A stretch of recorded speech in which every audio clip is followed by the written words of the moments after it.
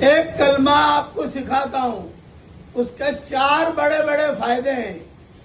Number 1، یہ کلمہ پڑھتے ہی اللہ تعالیٰ آسمانوں سے جھانک کر دیکھتے ہیں کہ کون پڑھ رہا ہے۔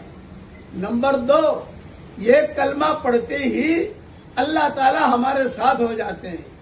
نمبر 3، یہ کلمہ ہر نبی کی زبان سے اللہ تعالیٰ نے نکلوایا ہے، یعنی ہر نبی کی زبان کا نور اس میں موجود ہے۔